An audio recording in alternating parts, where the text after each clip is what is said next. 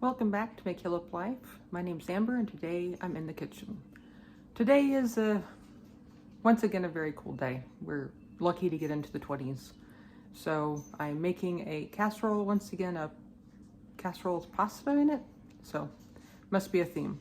But I've been going through my recipes to try, and I have a lot of old I have recipes from a long time ago, and this particular one is handwritten and has no reference as to where I got it from.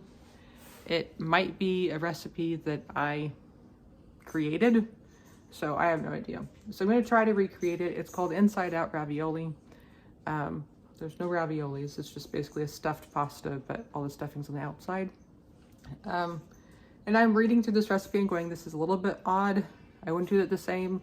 So considering this might be a recipe I made up, I'm feeling free to modify it as I see fit. And when I do this kind of thing and I'm recreating things, or even when I'm cooking from a recipe itself, if I make changes, I make notes on the recipes, so the next time when I go to recreate it, I can know what I did. So come along and see if this recipe is still good. So to begin with, in this first pan, I have boiling water and my pasta in it. The recipe, one of the question marks about this recipe, it says 2 cups pasta shells cooked and drained. So is that 2 cups dry pasta, or is that I'm supposed to end up with 2 cups cooked pasta? That always confuses me. So I measured out 2 cups dry pasta, and we'll see how much this makes. This is supposed to fill a 9x13 pan, so we'll see. So that's my pasta going. In this other pan, I'm going to go ahead and get it heated up, and this recipe is asking for 1/4 of a cup of oil. That sounds like a lot of oil.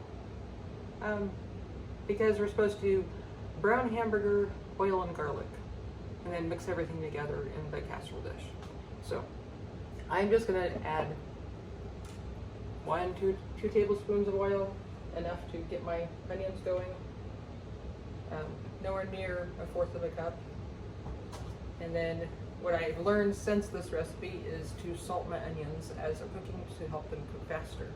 So oil's added. Find my salt. So my oil's added. I'm going to add my onion. I also seem to really like the measurement of 1/2 cup. So a lot of things are 1/2 cup in this recipe. So I just diced up a small onion, put it in here. It's not a crazy amount of onion, it's just on the small side. So get this in there with some oil and add some salt over it. Get that sauteing.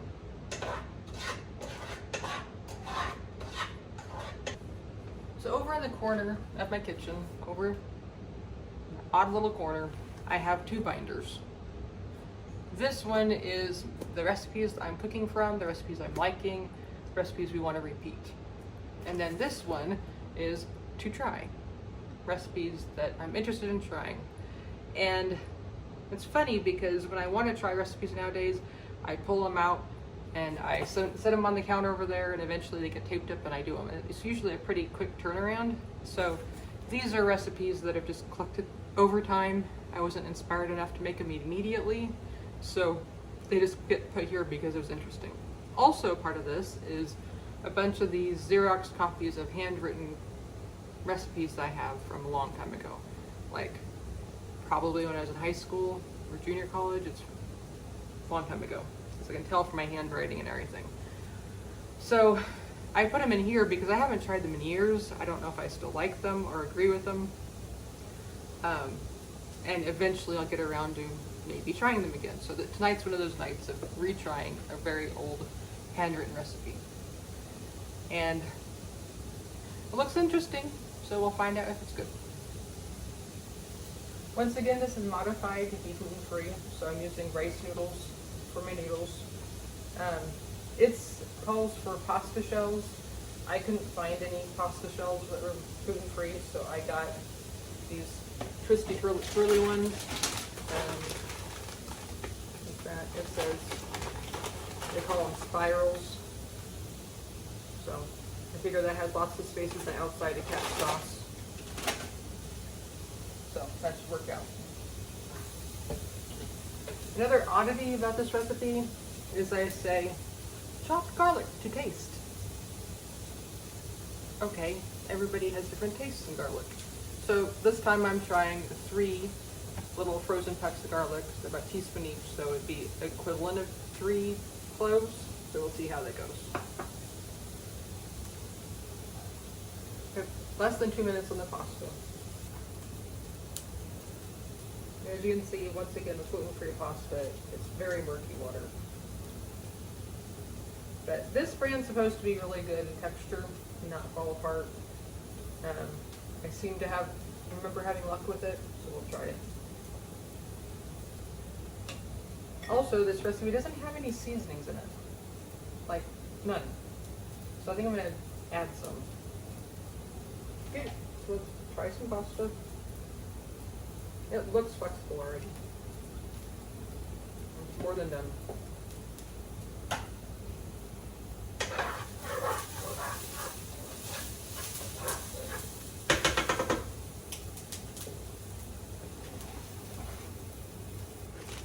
Today I'm going to be using 90% ground beef, so it really shouldn't give off very much fat at all.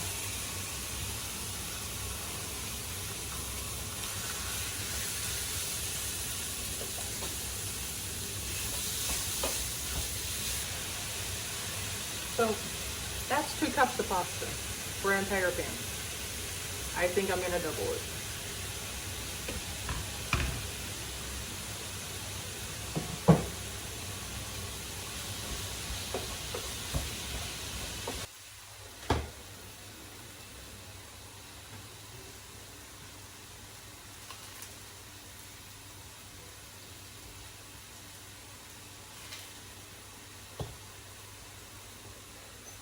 Go ahead and add my garlic.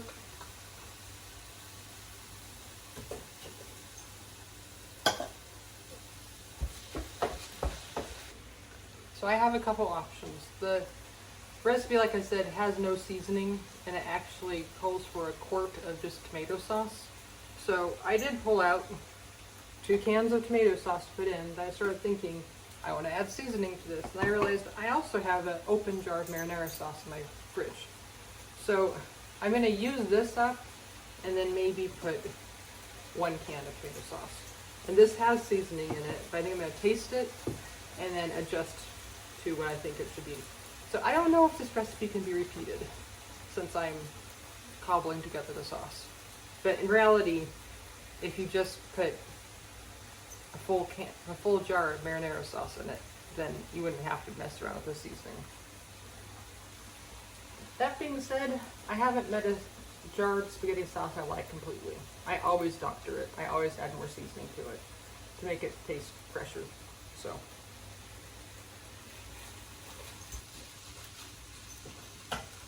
I think the meat's cooked, and the recipe basically just says add all the ingredients in there and put them in a pan and bake. So I'm going to go ahead and add the sauce in here and taste and see what I think.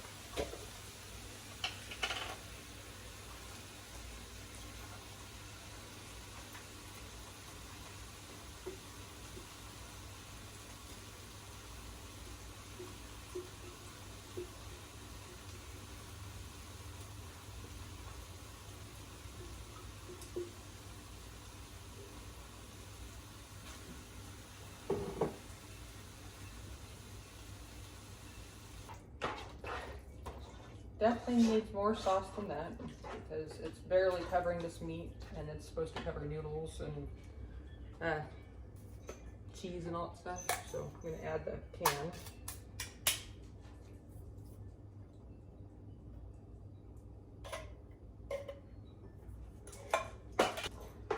And I have time to play around with this anyways since I'm making another batch of noodles.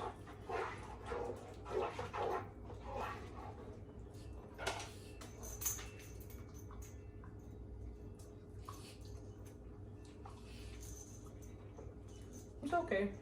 So I'm going to add some Italian seasoning. This is actually not the Italian seasoning you buy from the store. I like Italian seasoning that has fennel in it. So I actually use a sweet sausage seasoning, the seasoning that you put into making sausages. Use that as my Italian seasoning. So that, I add some basil. I'm going to add some oregano.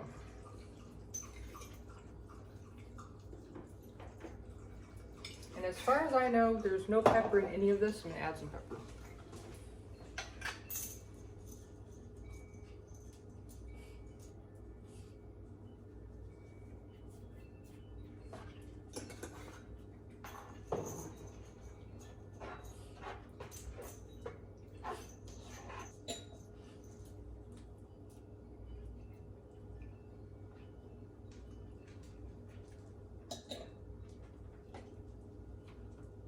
Half up some salt.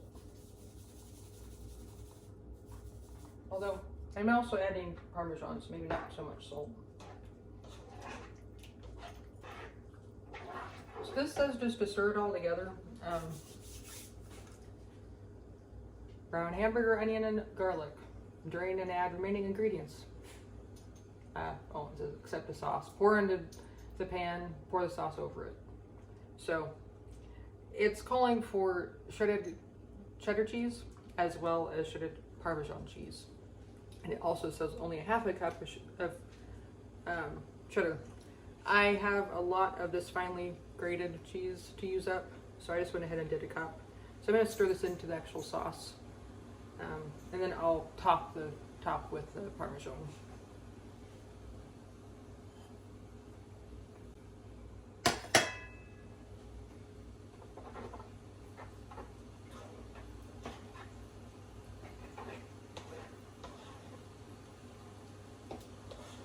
It also asks for 2 eggs.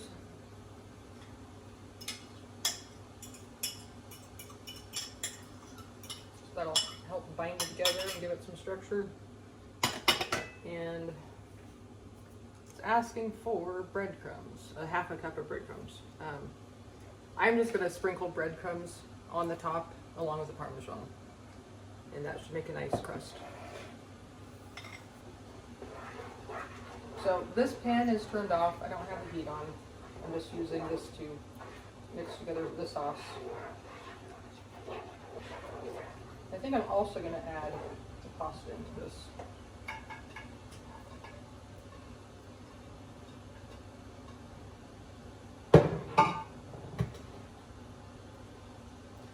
If you have pasta in the name of the recipe, I think pasta should be pretty prominent in the food itself. So I'm definitely going to increase the pasta. Maybe not 2 cups, maybe I'll just do 1 cup. We'll see how that goes. I'm definitely going to take this, the heat's off, but there's always residual heat, so I take it off the heat because the pasta takes 14 minutes to make.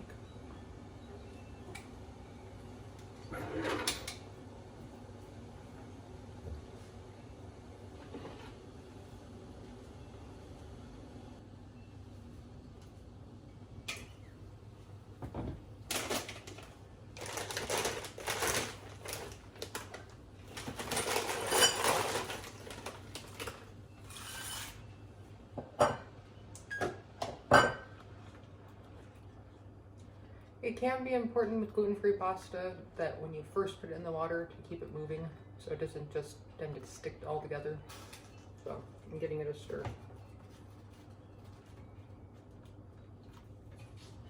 So the timer went off, so I'm going to go ahead and drain this pasta and mix it into the sauce.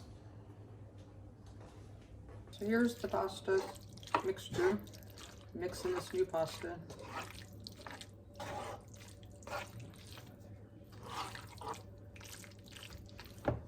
Add it to my pan.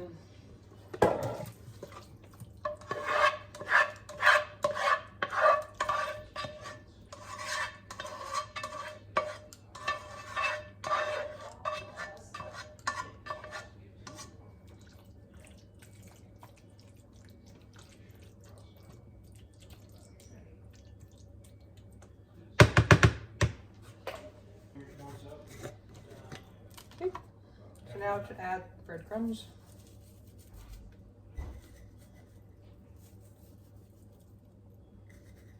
And the parmesan.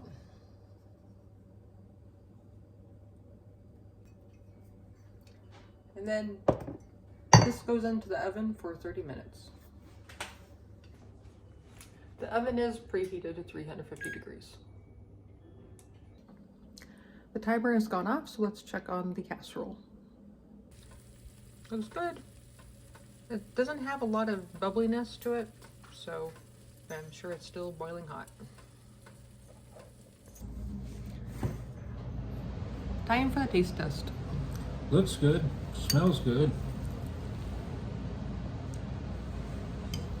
Looks hot. Very hot.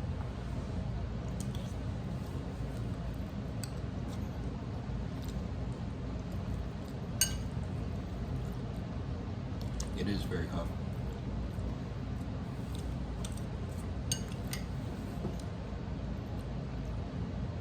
I think it tastes good. Reminds me of spaghetti. Yeah, it's basically just baked spaghetti and meat. So it's good.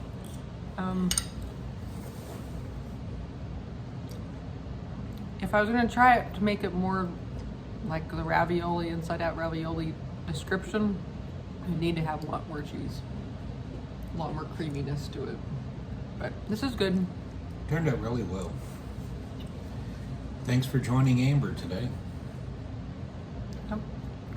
Yes, thank you for joining us. This is a new channel, so feel free to like and subscribe. Until next time. Have a good night. I'm sure I'm not the only home cook who forgets things in the microwave. As we're eating, I realized there's 2 cups of spinach sitting in the microwave. I had defrosted it and I was supposed to go into the casserole. So we just stirred some into our own personal dishes, and I think It's good. it adds something. Mm-hmm. It's good to have some veggies with our food. Also gives you some color. Yep. So I recommend the spinach.